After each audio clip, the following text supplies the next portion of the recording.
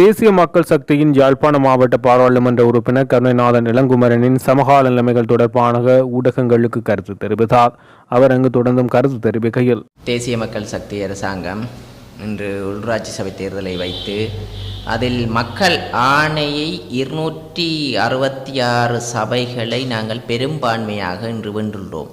முன்னைய காலத்தில் இந்த உள்ளூராட்சி சபை தேர்தலில் இவ்வாறு ஒரு பெரும்பான்மை ஆசனத்தை பெற்றதாக இல்லை. நாங்கள் 266 சபைகளை இன்று வென்றிருக்கோம். அதன் நிமித்தமாக இன்று பேசுபொருளாக இருக்கிறது, மக்கள் ஆணை இல்லாதவர்கள் இன்று ஒன்று சேர்கிறார்கள் ரணில் தலைமையில். நாங்கள் இதே ரணில் விக்ரமசிங்கவை கூற வேண்டும். ரணில் விக்ரமசிங்க அரசாங்கத்தை மக்கள் ஒட்டுமொத்தமாக விரட்டி அடித்துள்ளார்கள். நாங்கள் எப்போதும் மக்கள் ஆணையருக்கு மதிப்பளிக்கின்ற அரசாங்கம் என்ற வகையில் நாங்கள் இந்த உள்ளூராட்சி சபை தேர்தலை நடத்தி இருக்கின்றோம். இந்த முன்னைய காலத்தில் இந்த உள்ளூராட்சி சபை தேர்தலை பிற்போட்டவர் தான் இந்த ரணில் விக்ரமசிங்க. இன்று பார்த்தால் இந்த ரணில் விக்ரமசிங்காவை சூழ எல்லோரும் அணிதிரள்கின்றது என்று மாயையை காட்டுகிறார்கள் இந்த மக்களால் புறந்தள்ளப்பட்டவர்கள். அதனால் நாங்கள் ஒன்றை கூறுகிறோம், நாங்கள் மக்கள் நேயமுள்ள அரசாங்கமாக செயற்படுகிறோம். மக்கள் ஆணையை எமக்கு பெரும்பான்மையாக தந்துள்ளார்கள். இவர்கள் மக்களை அணிதிரட்டுவதை விட்டு தாங்கள் அணி சேர நினைக்கின்றார்கள். இன்று நாங்கள் நினைக்கின்றோம், எதிர்க்கட்சி தலைவர் யார் என்று கூட தெரியாமல் அணிதிரள்கின்றார்கள். மக்களால் வெறுக்கப்பட்டவர்களை சூழ அணிதிரள நிற்கின்றார்கள். அவர்கள் தாங்கள் எவ்வாறு தப்பிக்கொள்ளலாம் என்றுதான் இந்த தேர்தலை பயன்படுத்துகிறார்கள். அதனால் இதை பற்றி நாங்கள் அலட்டிக் கொள்ள வேண்டிய தேவையில்லை. நாங்கள் 266 சபைகளை வென்றுள்ளோம். அந்த சபைகளை நாங்கள் எமது சபைகளை நிறுவிக்கொண்டு மக்கள் பணியை நாங்கள் தொடர்வோம். அவர்கள் யாருடனும் ஒன்று சேரலாம். ஏனென்றால் நாங்கள் அதை கூறுகிறோம் என்றால், இன்று மக்களால் புறந்தள்ளப்பட்டவர்களெல்லாம் இன்று நாங்கள் கூட்டு சேர்கிறோம் என்று தனித்தனியாக ஹோட்டல்களில் சென்று கூட்டங்களை வைத்திருக்கிறார்கள். அவர்களுக்கு எந்த கட்சி என்று கூட தலைமை என்று கூட தெரியாமல் நாங்கள் எல்லோரும் ஒன்று சேர்கிறார்கள். நாங்கள் அவர்களிடம் கூறுகிறோம், மக்களை நீங்கள் முதலில் அணிதிரட்டுங்கள். மக்கள் வாக்குகளை பெற்று இந்த கூட்டு முயற்சியை மக்களுடன் செய்யுங்கள் என்று கூறுகிறோம். நாங்கள் ஒன்று சொல்கிறோம், என்று ஊழல் இல்லாத நேர்மையான அரசாங்கம் இன்று நாட்டை முன்னேற்றுவதற்காக இந்த அரசாங்கத்திடம் நாட்டு மக்கள் முன்னைய அரசாங்கங்களை வெறுத்து தேசிய மக்கள் சக்தியிடம் தந்துள்ளார்கள். நாட்டை முன்னேற்றும் பயணத்தில் ஈடுபட்டுள்ளோம். இந்த உள்ளூராட்சி சபை தேர்தல்களில் நாங்கள் பெரும்பான்மையான இடங்களில் 266 சபைகளையும் பெற்றுள்ளோம். அதே நேரம் அதிகளவான எங்களது பிரதேச உறுப்பினர்களை பெற்ற கட்சி என்ற வகையில் நாங்கள் மக்கள் பணியை தொடர நினைக்கின்றோம். அவர்கள் யாருடனும் கூட்டு சேரலாம். கூட்டி சேர்ந்து பிரதிகள் ஒன்றும் கிடைக்கப் போவதில்லை. அவர்களது நிலைப்பாடு இந்த அரசாங்கம் சிறப்பாக செய்கிறது, எவ்வாறாவது இழுத்து இந்த அரசாங்கத்தை வீழ்த்திவிட வேண்டும் என்று எதிரணியில் இருப்பவர்கள் நினைக்கிறார்கள். அதுவும் அவர்களது எதிரணியின் பலமில்லாத அணியை சூழ்கிறார்கள். ரணிலை சூழ மக்களால் வெறுக்கப்பட்டவரை சூழ அணிதிரளுவதுதான் ஒரு வேடிக்கைக்குரிய விஷயமாக இருக்கிறது. அதை பற்றி நாங்கள் அலட்டிக் கொள்ள தேவையில்லை. எமது பணி இனி எதிர்வருங்காலத்தில் அதிவேகமாக தொடரும் போது மக்கள் ஆதரவு இன்னும் பெருகும் என்று திடமான நம்பிக்கை இருக்கிறது. தேசிய மக்கள் சக்தி அரசாங்கம் என்பது இன்று பெரும்பான்மை மக்களுடைய ஆதரவை பெற்றதன் நிமித்தமாக இன்று பிரிந்து நின்றவர்கள் எல்லோரும் ஒரு அணியில் சேர்ந்து கொண்டு எவ்வாறாவது தாங்கள் தப்பிவிட வேண்டும் என்று நினைக்கிறார்கள். ஏனென்று அவர்களை பார்த்தால் மக்களால் வெறுக்கப்பட்டவர்கள், ஊழல் செய்தவர்கள், மக்களின் பணத்தை வீண்விரயம் செய்தவர்கள் தான் இன்று இந்த அணியை சூழ ஒன்று சேர்கிறார்கள். அதனால் நாங்கள் எப்போதும் கூட்டு மக்களுடனேயே தான். இவர்கள் எல்லோரும் மக்களால் வெறுக்கப்பட்டவர்கள். பல கட்சிகள் முன்னைய காலத்தில் ஒன்று சேராத நிலையில் இருந்தவர்கள் கூட இன்று ஒன்று சேர்ந்து ஒரே குடையில் வந்திருக்கிறார்கள். அதனால் மக்களுக்கு அம்பலமாக தெரிகிறது, இந்த ஒரே குடை இன்றைக்கு ரணில் தலைமையில் கூடுவோமோ என்று நினைக்கின்றார்கள். அவர்களுக்கும் கூட தெரியாது ரணில் தலைமையில் கூடுவோமோ இல்லையோ என்று தெரியாத வகையில் மக்களின் ஆணையை பெற்று பாராளுமன்றம் பெற முடியாதவரை சூடுவது என்பது வேடிக்கைக்குரிய விஷயம். இது உள்ளூராட்சி சபைகளில் ஆட்சி அமைப்பது தொடர்பாக ஜனநாயக தமிழ் தேசிய கூட்டணி தலைவர்கள், இலங்கை தமிழரசு கட்சி மற்றும் அகில இலங்கை தமிழ் காங்கிரஸ் கட்சி தலைவர்களுடன் இன்றைய தினம் தனித்தனியாக சந்திப்பில் ஈடுபட்டனர். கந்தரோடையில் சித்தார்த்தனின் இல்லத்தில் அகில இலங்கை தமிழ் காங்கிரசுடனான சந்திப்பும், நல்லூரில் உள்ள சுமந்திரனின் இல்லத்தில் இலங்கை தமிழரசு கட்சியுடனான சந்திப்பும் இடம்பெற்றது. அகில இலங்கை தமிழ் காங்கிரஸ் சார்பில் செல்வராசா கஜேந்திரனும் நடராஜா காண்டிபனும், இலங்கை தமிழரசு கட்சி சார்பில் தலைவர் CVK சிவஞானம், பொதுச் செயலாளர் சுமந்திரனும் கலந்துரையாடலில் ஈடுபட்டனர்.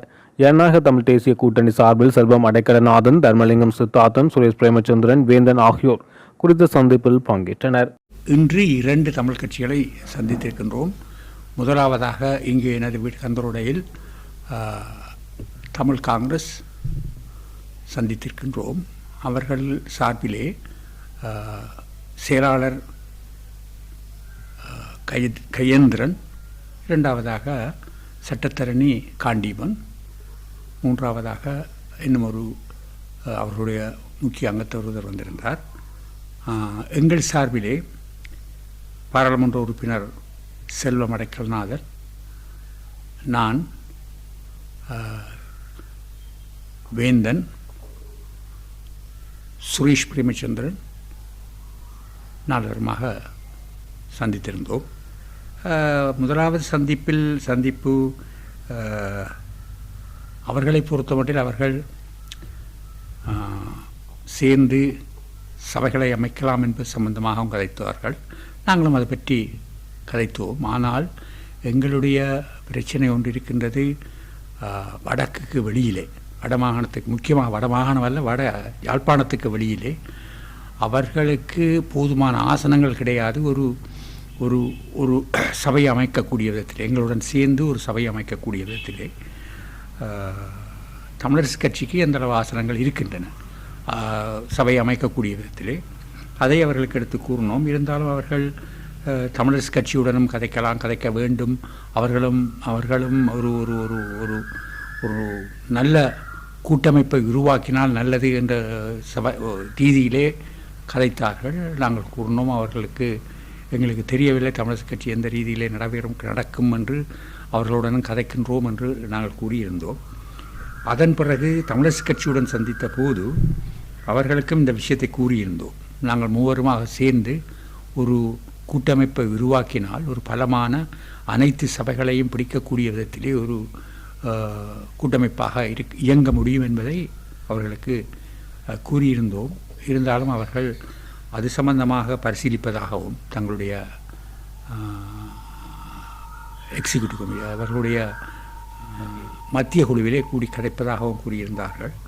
அது மாத்திரமல்ல, நாங்கள் இன்னும் ஒரு விஷயத்தை தமிழரசு கட்சியிடம் கேட்டிருந்தோம். நாங்கள் உங்களை ஆதரிக்கின்ற போது மன்னாரிலே ஒரு சபையும், யாழ்ப்பாணத்திலே 3 சபைகள், அதுவும் மானிப்பாய், சாவகச்சேரி,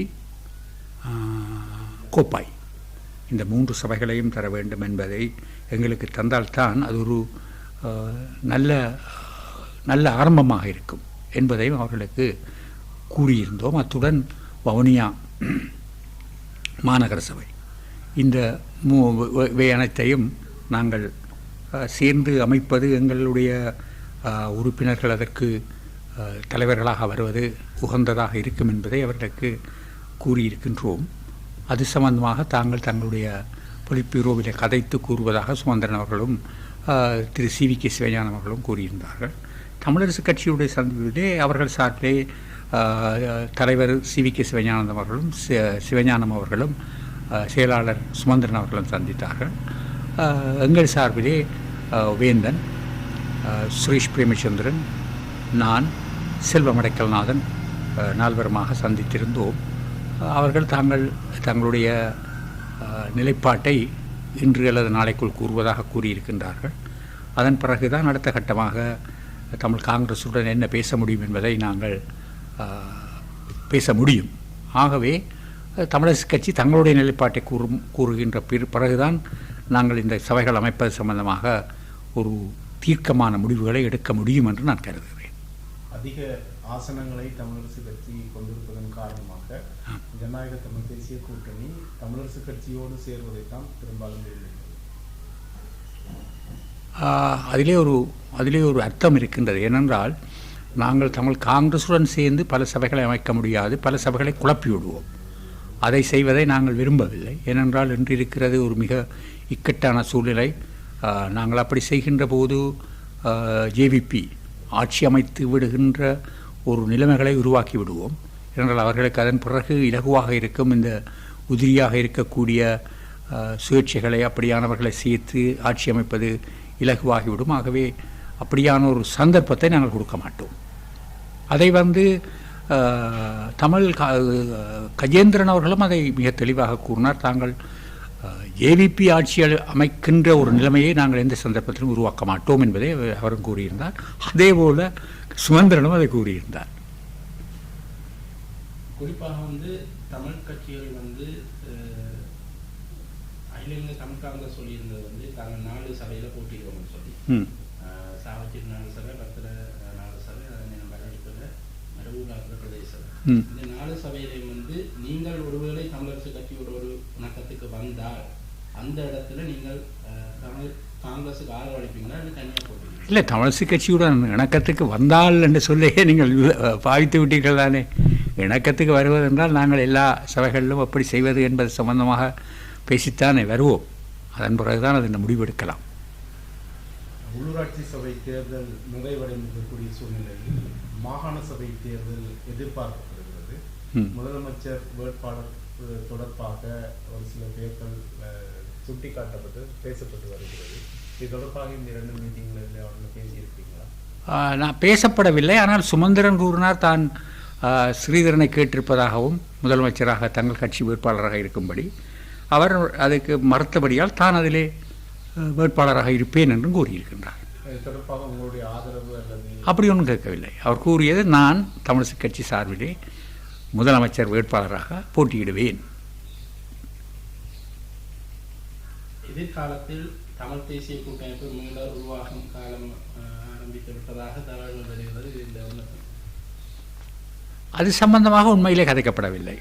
எதிர்காலத்திலே தமிழ் தேசிய கூட்டமைப்பு செய்வதா, அதை உருவாக்குவதா, இவைகள் சம்பந்தமாக எதுவுமே பேசப்படவில்லை. ஆனால் எங்களை பொறுத்தமட்டில் மிக கவனமாக இந்த உள்ளூராட்சி சபைகள் ஒரு தமிழ் கட்சியின் தலைமையிலே தான் உருவாக வேண்டும் என்பதிலே மிக கவனமாக இருக்கின்றோம்.